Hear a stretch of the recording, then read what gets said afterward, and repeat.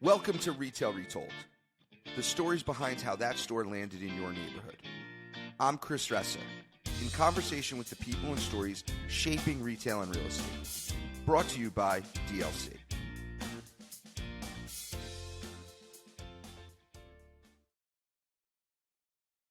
Welcome to Retail Retold, everyone. Today I am joined by Hessam Shirmohammadi. Hessam is a co-founder and COO of Palmetto Superfoods. He's a tenant at a DLC-owned shopping center in Sacramento, California. I'm excited for him to be here. Hessam, welcome to the show. Hey, Chris, happy to be here. How's it going? It's going great, man. So Hessam, why don't you tell everybody a little bit about who you are and what you do? Yeah, first off, I appreciate the opportunity to be here. It means a lot throughout my professional career. Actually, I'll be happy to say this is my first podcast ever. So I've done a lot of Let's talking. go. Yeah, Let's go. yeah, first podcast ever. I've done a lot of talking and, of course, content in-house for the brand and, the company. But this is the first time doing a podcast, and it couldn't be better representing one of our own landmark property locations that we're at now. So I'm excited. A little bit about myself. I was born in the Bay Area here in California, a little city called Burlingame, California. And shortly after being born, I relocated to the East Bay, to a city called Pittsburgh. It's a very, very, very small city, suburban city, in the outskirts of the Bay Area, and that's where I grew up and spent my whole childhood. And my parents still live at today. We grew up in Are you like a Bay Area kid through and through? Bay Area, born and raised. I did spend some time in SoCal for school for my college years, but definitely born and raised in the Bay. And you can if I was telling you you have to live in the Bay Area for the rest of your life, are you good with that? I'd be good with that. Yeah, yeah, Okay, definitely. The Bay Area gave me everything that I have. So, paying that back now with our company has been so important, but yeah, I love it here. cool. Yeah. I interrupted. Keep going. No, you're good. No, good. That's a good question. People always say where we end up, so it's good to talk about it. But yeah, we grew up in a very small, small family, small little apartment, in Section 8.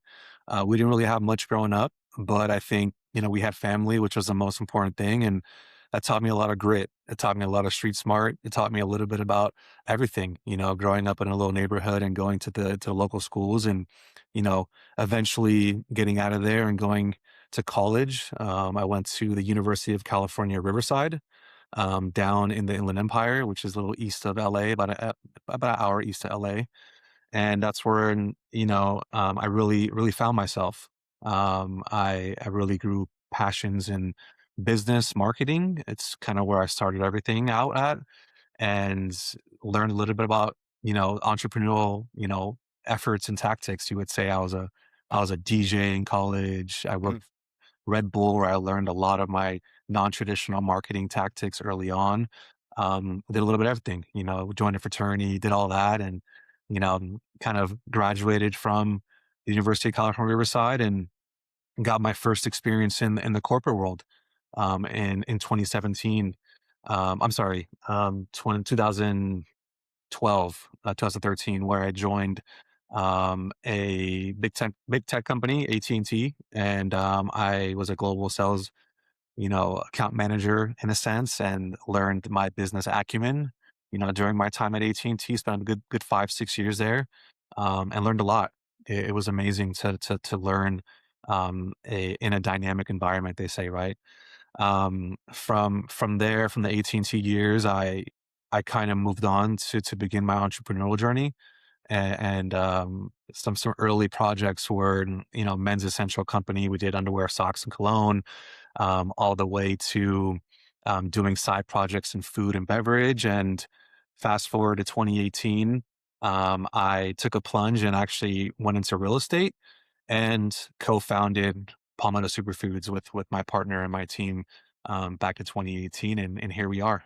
So. So tell us about Palmetto Superfoods Mhm. and what is it, and give me the Yeah. lay of the land of Palmetto Superfoods. course, yeah. So Palmetto Superfoods, it was ideated in 2018. First location came in 2019, and in San Francisco, in the heart of San Francisco, in the inner Sunset. And Palmetto Superfoods is a build your own acai bowl and functional smoothie concept. And we are a brand that was built on challenging the industry and challenging the status quo of what purity in product is. And when I say that, I mean our acai. We were really honed in on bringing the purest and the most authentic form of acai to the market with our founding team. And to this day, we are proud to be a dominant player in that space here in the Bay Area and growing. And how many locations do you have now? So, oh man, we have 18 open going on 20 in the next couple of weeks. So we'll be north of 20 going into Q2. Wow.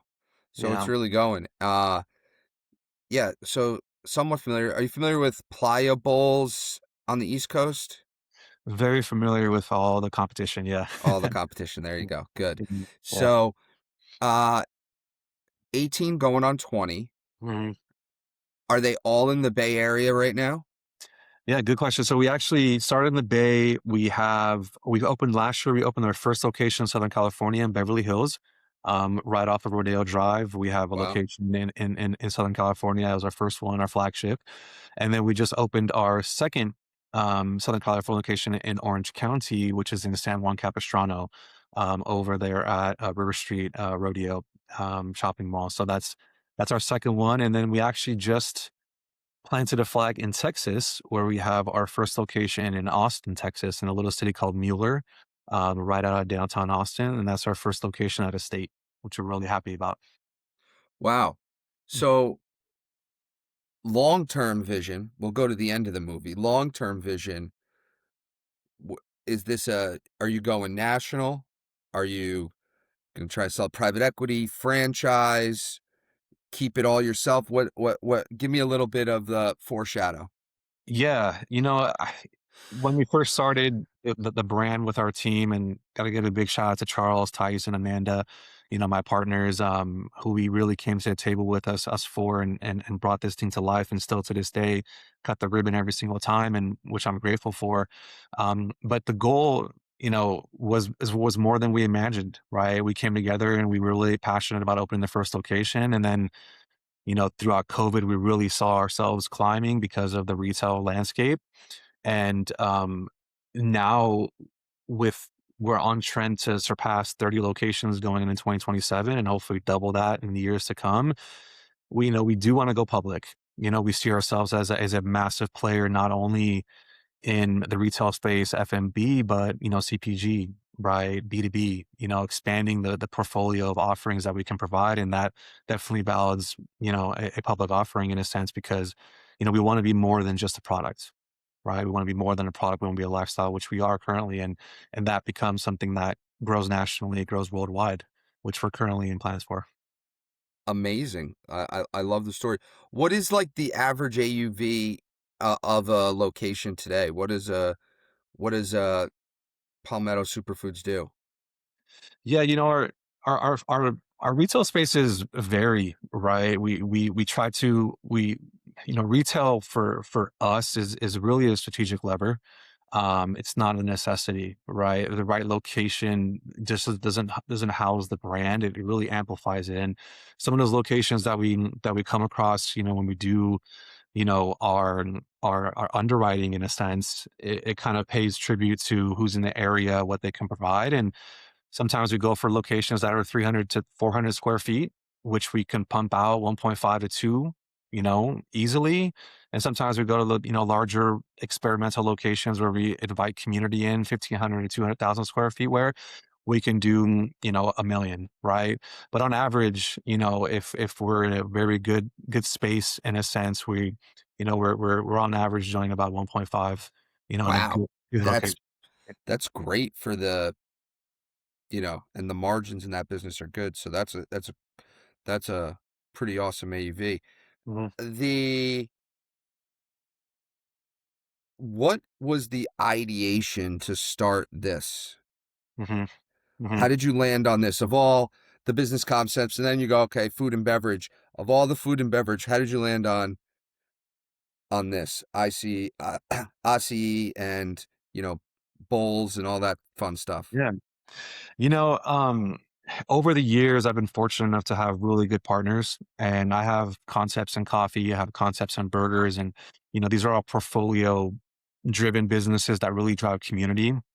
But when it came to Palmetto Superfoods and the notion of landing on acai as a hot commodity and something that was being done around the world, but wasn't being done in a sense that truly brings community out.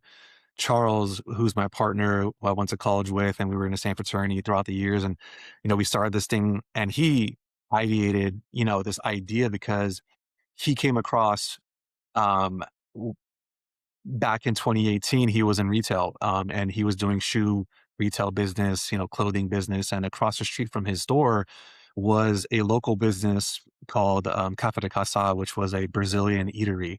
And it's still a Brazilian eatery here in San Francisco. And he would go there for lunch pretty much every single day. And the family that owned that business, Thais and Amanda, who are now our partners, they were the ones that were serving traditional Brazilian bites. And a lot of people don't know this, but acai comes from Brazil. It's Hmm. from it's from the northern part of Brazil. It's in a city called Belém, state of Pará, and we've been there. We've seen our farms. We source our berries direct from Brazil, but a lot of people don't know that. And Thais and Amanda had this Brazilian eatery, and they were serving Brazilian bites, coxinhas, these street foods, and in the corner of the menu it said acai bowl, right? And Charles started consuming that and was all like, wait a second, I've been around the world and I've had acai, but I've never had this acai, right? And he talked to the sisters and he said, listen, we got to find a way to take this product you're serving and make it stand out and become its own icon, right, on the menu. And the sisters were fortunate enough, and Charles called me and said, hey, I have this idea. And we came together and we sat down, and we were able to source the acai, this family recipe, directly from Tice and Amanda, and now they are our partners. And we came together and said, okay, if we have this acai, obviously it could be consumed on its own, but how are we going to get the community to experience it in different ways, right? So signature bowls, smoothies, different ways to enjoy that product, and that's kind of how the story came to be. Amazing. You Yeah. mentioned CPG. Do you currently have CPG products that you're selling?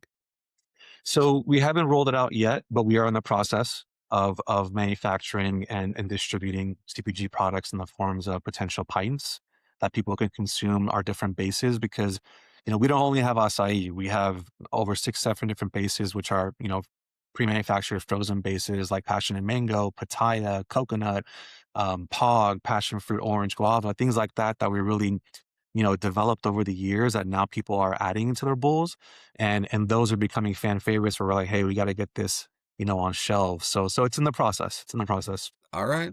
Yeah. Very cool. Hmm. The what does your day-to-day look like? What is Hassam doing? What is the COO doing? What do you do day to day? What are you focused on right now? What is your focus? Oh man, day to day. I can give an example of today, if you'd like. My days usually start at 5 a.m. Every day, and the first thing that I usually do is take my fitness class. I do a hit workout every morning at 6 a.m. And it's a high intensity interval training class that I do. It's a 60-minute class that really gets the blood going, gets my energy going for the day. And then I get my coffee and I come home, and I really jump into observing what my calendar has, right? I check in with my teams, as COO. Now I've kind of developed and moved on from a lot of different roles, but still, as you know, as COO, we wear all the hats, right? We got to check in and make sure what's going on in the organization.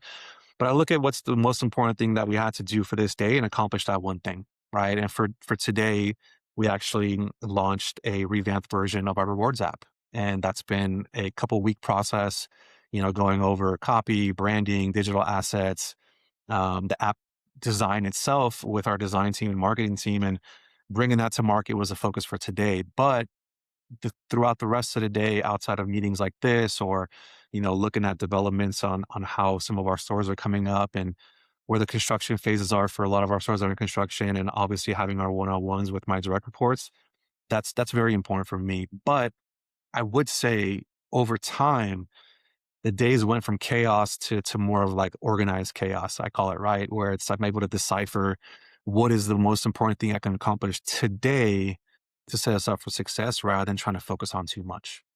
So, Understood. All yeah. right, I'm going to ask the question that I hate asking, but I Mhm, think everyone always wants to know. Every business, mhm.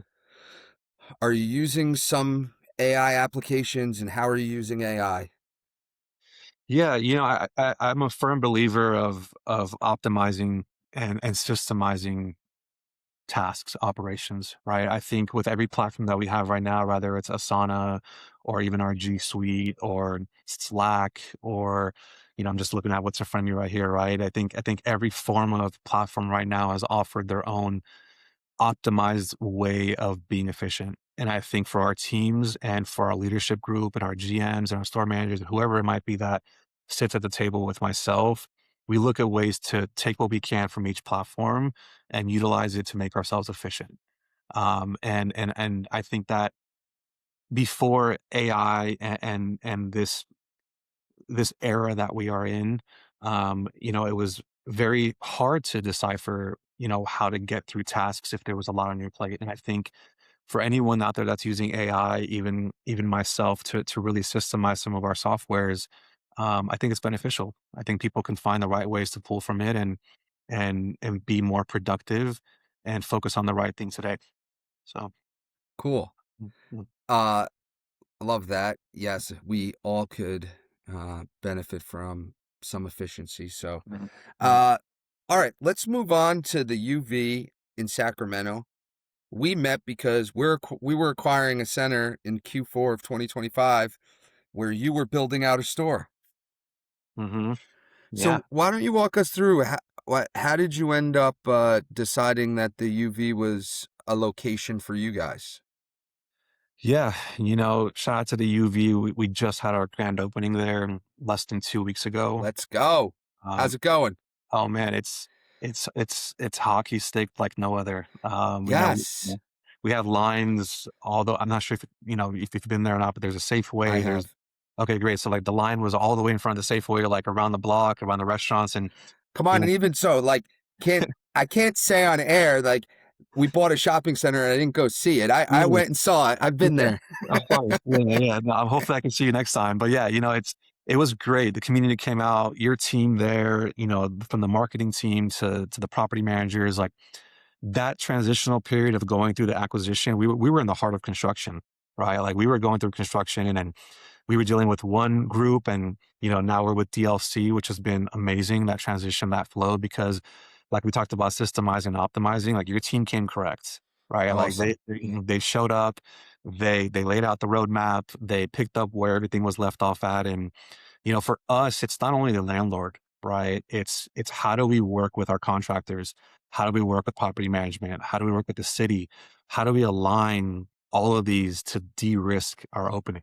That's very important, right? And I think when you take the factor of the landlord specifically and know that there was this fresh energy coming in that was really here to support us, we were ahead of our timeline, right? Amazing. Yeah, A- so it was great. Amazing. Yeah. In and in the Sacramento area, how many stores do you have? So this is our first one actually, and I think we talked a little bit about earlier, but we really looked at it like we're going to Sacramento because we had demand. We had people driving from Sacramento to San Francisco to consume our product. We had Wow. influencers, foodies, lifestyle bloggers begging us, to hey, you got to come to Sac, and we said, okay, if we're gonna do this, let's underwrite this opportunity with like who lives there, who spends within a 5-10 mile radius. We're looking for students, we're looking for athletes, fitness, residential density, daytime population, all that. And when we assessed it, being in Campus Commons, of course, the Sacramento State being next to us, that roadmap has historically paid dividends for us, being next to schools and common areas where people can kind of come out and experience lifestyle, right? So it was a no-brainer, as we do a lot with universities. So that's so interesting because we're huge on college towns. Mm-hmm. There's this, what I would call, um, real estate, uh, category called student housing that is, huge Hmm. and doing really well. But on the retail front, specifically in just traditional shopping centers, there's no what I'll call category of this. And so we love these college towns, Hmm. this student retail. We love them. We just bought in Baton Rouge, Louisiana, which is LSU. We just bought in Waco, Texas, which is Baylor. Hmm. We own in Fayetteville, Arkansas.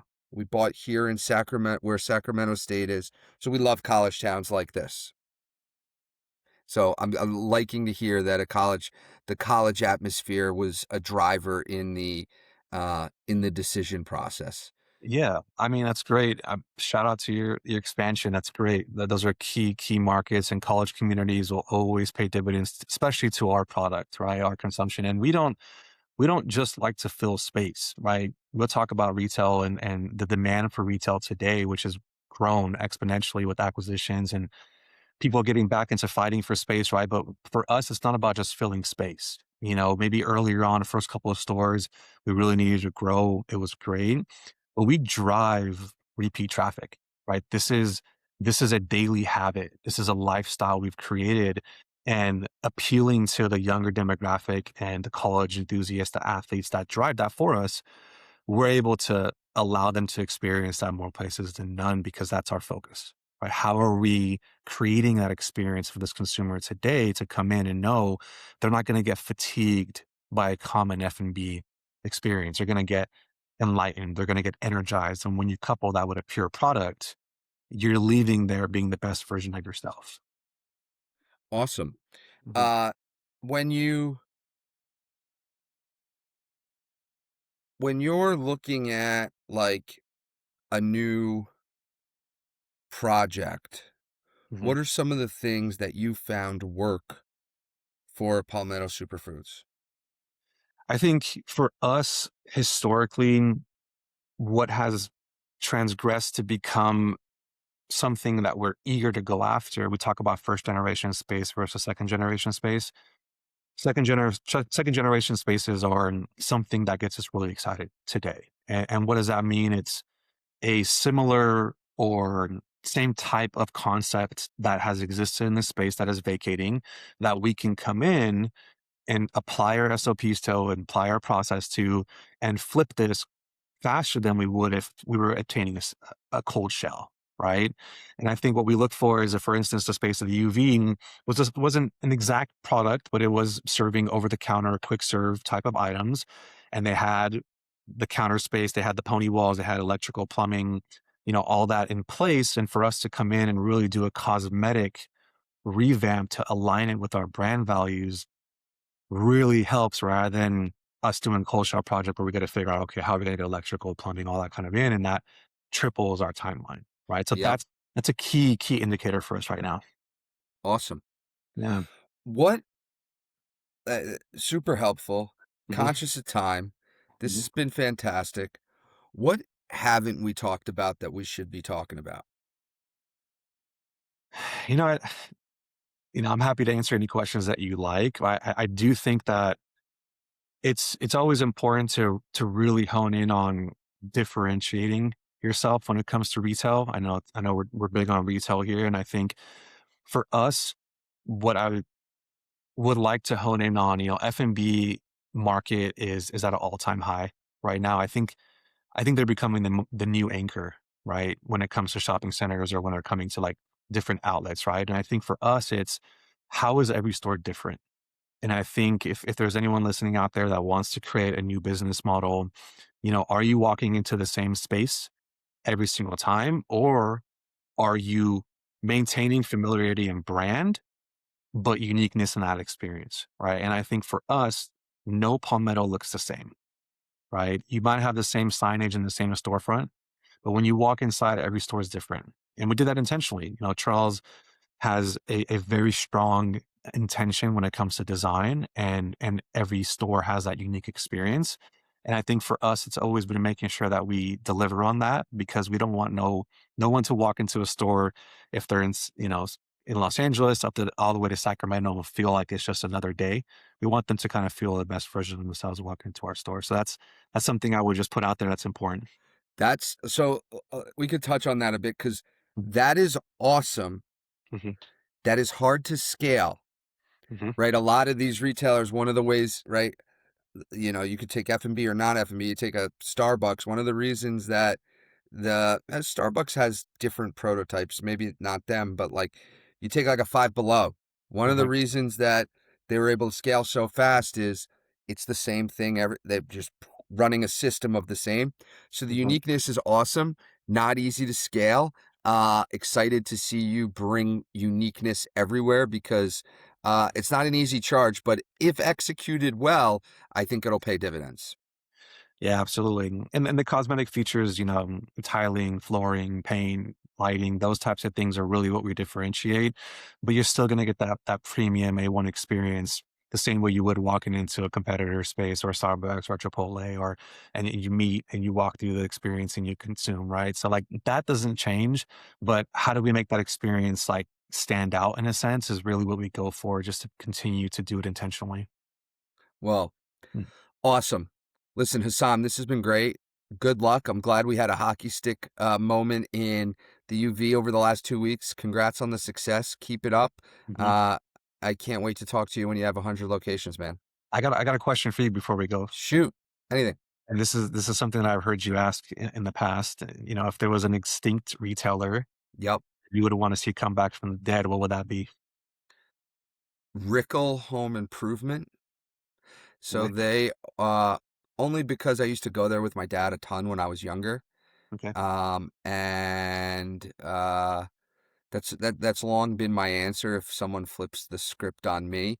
Okay. Uh, it's a there's a lot of retailers that I think are interesting, but that one had some I remember times in the store going and getting stuff with my dad, doing a little project. Um, in the advent of the expansion of Home Depot and Lowe's really um hurt those guys, but Rickle. Very nice. That nothing beats the smell of fresh wood when you're walking through There you a go, man. There you go. Yeah, that's great. I'll flip it. What extinct retailer would you like to see come back from the dead? Man, good question. I have a lot growing up in childhood. We didn't have much, but we had the walks in the malls. But I think if I'm gonna land on one, as you can see behind me, I'm huge into nostalgia. I would say KB Toys. Oh, it's a good one. KB Toys was something that, like I said, we were window shoppers. We didn't have much growing up, but my parents would take us to the mall and we walk those aisles and we see Hot Wheels and we'll see Pokemon and we'll see all these toys that now people are fighting over today. And to look back and know like the evolution of that product and just remember seeing that red KB sign and rushing to those doors, my brother and I, I'll never forget that. And if you ever come this way, come over and I'll show you the history that I've had in my room with toys and memorabilia because it takes me back to those young days. You a sports fan? I see the Packers helmet back there. Sports fan, I don't know if you can see that the huge Muhammad Ali poster right there. It's Oh, wow. That's my the favorite. iconic. It's a great Yeah, poster. yeah. So big sports nostalgia fan, but more so just I'm old soul. I like looking I and reading things to kind of remind me of where we came from. have these are sports quotes up on my home office wall behind me. Very nice. That's awesome. Yes. That's awesome. I Yeah. appreciate your time. This has been great. It's my first experience. So hopefully, we were able to inspire and get some clarity to people out there that want to get into this market. And if anyone wants to talk more, feel free to reach out. Hassam, this was great. Thank you so much. Thanks, Hey, hang Chris. on 1 second, Hassam. Cool. Appreciate you watching. Hit subscribe. See you in the next one.